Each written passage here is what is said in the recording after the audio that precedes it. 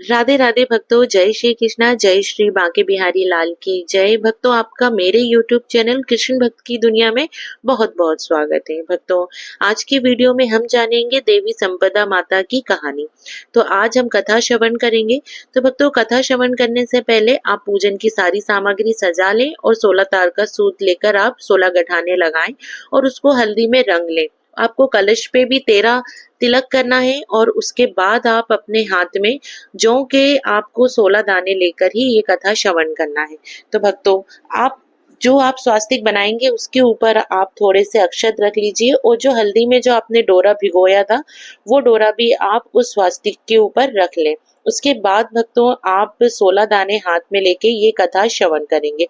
तो भक्तों, संपदा देवी माता की हम कथा श्रवण करते हैं। एक समय की बात है, राजा नल अपनी पत्नी दमयंती के साथ बड़े प्रेम से राज्य करता था। होली के अगले दिन एक ब्राह्मणी रानी के पास आई। उसने गले में पीला डोरा बांधा था। रानी ने उससे डोरे के बारे में पूछा तो वह बोली, डोरा पहनने से सुख संपत्ति अन्न धन घर में आता है। रानी ने भी उससे डोरा मांगा। उसने रानी को विधिवत डोरा देकर कथा कही। रानी के गले में डोरा बंधा देख राजा नल ने उसके बारे में पूछा। रानी ने सारी बात बता दी। राजा बोले, तुम्हें किस चीज की कमी है? इस डोरे को तोड़कर फेंक दो।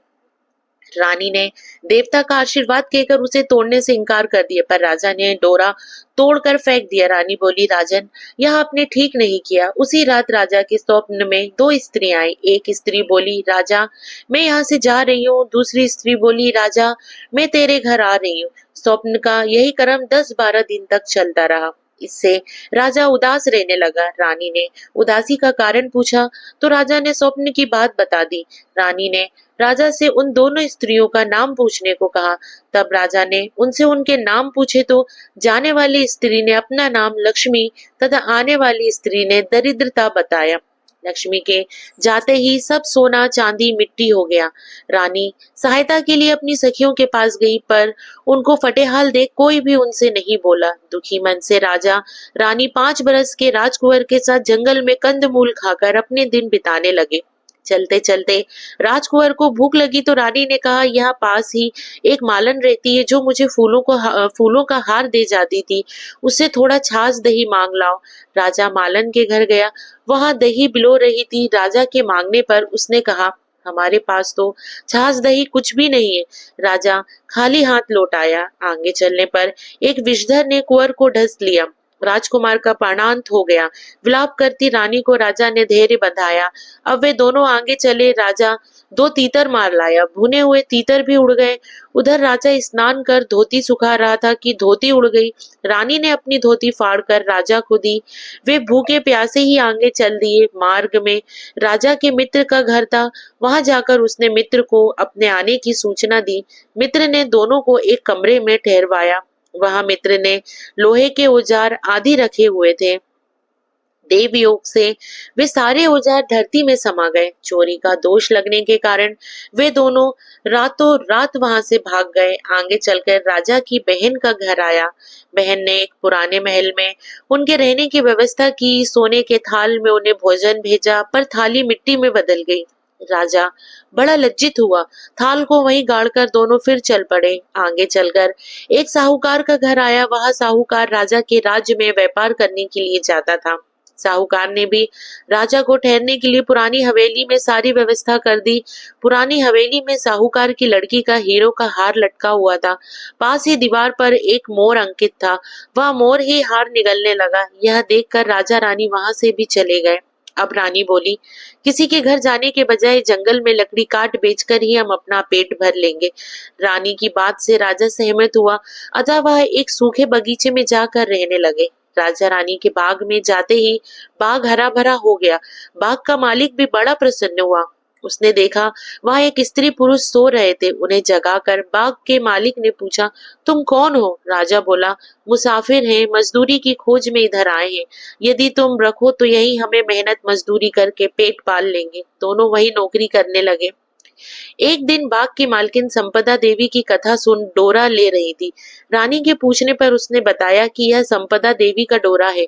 रानी ने भी कथा सुनी, डोरा लिया। राजा ने फिर पत्नी से पूछा कि यह डोरा कैसे बांधा है, तो रानी बोली, यह वही डोरा है जिसे आपने एक बार तोड़कर फेंक दिया था, उसी के कारण संपदा देवी हम पर नाराज है। रानी फिर बोली, यदि संपदा माँ सच्ची है तो फिर हमारे पहले के दिन लौट आएंगे। उसी रात राजा को पहले की तरह स्वप्न आया। एक स्त्री कह रही थी, मैं जा रही हूँ। दूसरी कह रही, राजा मैं वापस आ रही हूँ। राजा ने दोनों के नाम पूछे तो आने वाली ने अपना नाम लक्ष्मी और जाने वाली ने दरिद्रता बताया। राजा ने लक्ष्मी से पूछा, अब जाओगी तो नहीं? लक्ष्मी बोली, यदि तुम्हारी पत्नी संपदा जी का डोरा लेकर कथा सुनती रहेगी तो मैं नहीं जाऊंगी। यदि तुम डोरा तोड़ दोगे तो मैं चली जाऊंगी। बाग की मालकिन जब वहां की रानी को हार देने जाती तो दमयंती हार गूंथ कर देती। हार देखकर रानी बड़ी प्रसन्न हुई। उसने पूछा कि हार किसने बनाया है? तो मालन ने कहा, कोई पति पत्नी बाग में मजदूरी करते, उन्होंने ही बनाया है। रानी ने मालन को दोनों परदेसियों के नाम पूछने को कहा। उन्होंने अपना नाम नल, दमयंती बता दिया। मालन दोनों से क्षमा याचना करने लगी। राजा ने उससे कहा, इसमें तुम्हारा क्या दोष है? हमारे दिन ही खराब थे। अब दोनों अपने राजमहलों की तरफ चले। राह में साहूकार का घर आया। वहां साहूकार के पास गया।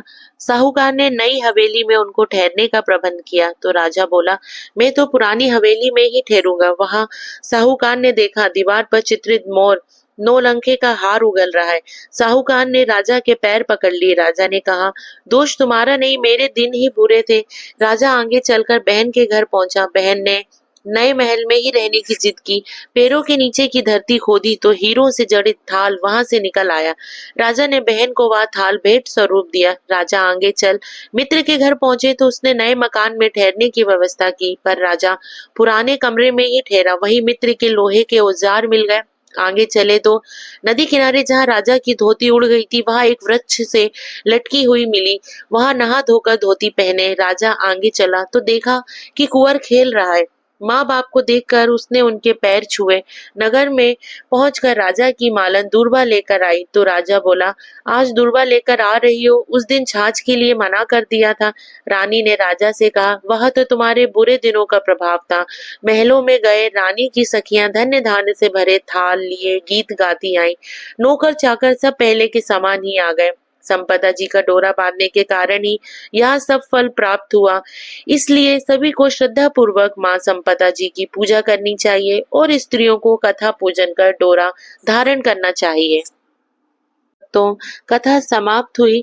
और जो ये हाथ में आपने जौ के दाने लिए हैं, इन्हें आप सुरक्षित स्थान पे रख दीजिए या आप किसी बॉक्स में इसे रख सकते हैं, क्योंकि जब हमें बैसाख के महीने में ये डोरा खोलना होगा तब भी हमें ये कथा सुननी होगी और ये हमें जौ के दाने चाहिए होंगे। तो ये जो आपने ये जो डोरा बांधा हुआ है, ये जो डोरा लिया है, आप इस डोरे को चाहे तो आप पहन ले या आप इसी भी डिब्बी में आप जिसमें रख रहे हैं आपने जौ के दाने, उसे भी साथ में रख लीजिए। उसके बाद ये हम बैसाख के महीने में हम दोबारा से जब कथा श्रवण करेंगे तब हमें ये दोबारा से इनका इस्तेमाल करना होगा।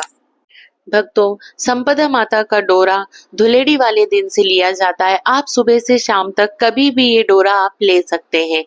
अगर आपको मेरा ये कथा का छोटा सा वीडियो पसंद आया हो तो आप मेरे वीडियो को लाइक कीजिएगा व चैनल को सब्सक्राइब जरूर कीजिएगा, ताकि मेरी आने वाली वीडियो का नोटिफिकेशन आप भक्तों को मिलता रहे।